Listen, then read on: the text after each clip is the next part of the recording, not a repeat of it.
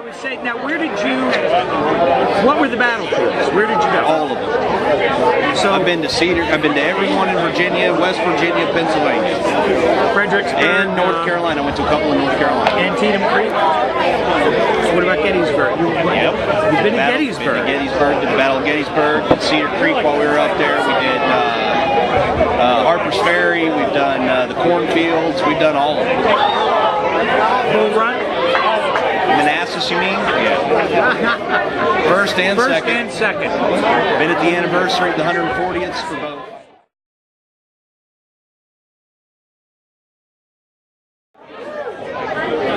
Now the uniform you had, you made it yourself. You sewed it together yourself. Hand stitched, all wool, all natural fibers, period. Oh. What did these guys wear in the way of underwear? What were their undergarments? Long johns or something? Yep.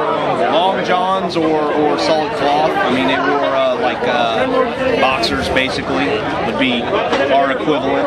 Okay. But mostly long johns. So that in July and August, it's hotter than hell. Hellish didn't describe it. Yeah, well, put it to you this way: at the 140th anniversary over at Manassas, we had 60 or 70 people go out from heat exhaustion, dropping on the battlefield just because there was so much heat, and all you're wearing is wool, and you're carrying, you know, all your garb. You know, you got your belts, your scabbard, your knapsack, and your rucksack. Now, what about the weapon? You guys, you had black powder. Yep, black powder rifled muskets. Well, depending on the battle. A lot of us have multiple muskets, and we would do it based upon the battle, who was actually there, what they would have actually used. So, you know, everything from the old two-bander Enfields to three-banders and Richmonds and the old non-rifled.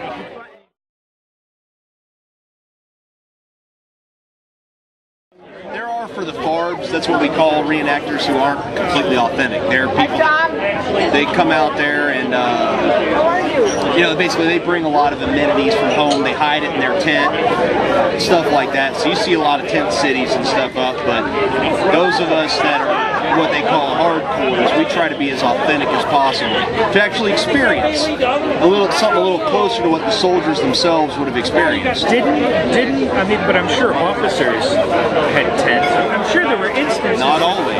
Really? Not always. Not all officers.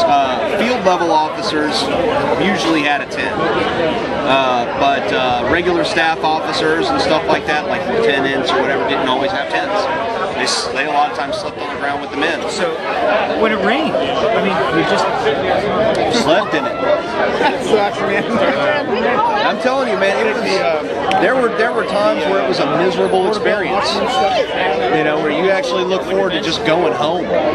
Because I mean, you try to find shelter under trees and stuff like that if you can, but it's not always possible. It depends on the battlefield that we were at, and we didn't always have fires.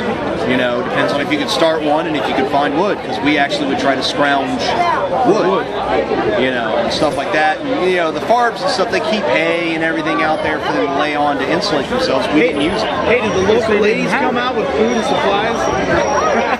Nope. Well, I mean, you know, you have tent moms and stuff like that. They're out there and they're in civilian attire and they cook for all the soldiers and stuff. They're, you know, reenactors out there, but we didn't partake because we wanted the most authentic experience as possible. Authentically, if you guys, I mean, there were foraging expeditions, there were scrounging expeditions. Yeah, soon, right?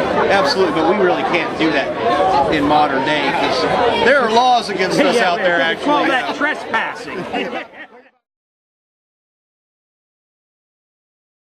They had the money. You know, you were looking at basically old men and kids in the South. And I mean, many states like Arkansas, my home state, for example, sent something like 80% of its manpower. I mean, granted, it wasn't much. I mean, you know, per capita, they sent more than any other state. Right. They had less people than any other state, but you know, their manpower was basically gone. That's where the movie Cold Mountain comes from. The women are left to fend for themselves, right. You know, right. And all that because all the men were off to war.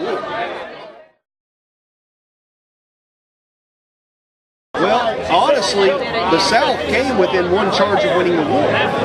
One charge on Little Round Top, Gettysburg. Yeah, they had turned one of the flanks. Well, they almost did. That army. They were out of Had they done that, the army, the Yanks guarding the flank on Little Round Top were out of ammunition. They were resorting to bayonet charging Mississippi and Alabama off the hill.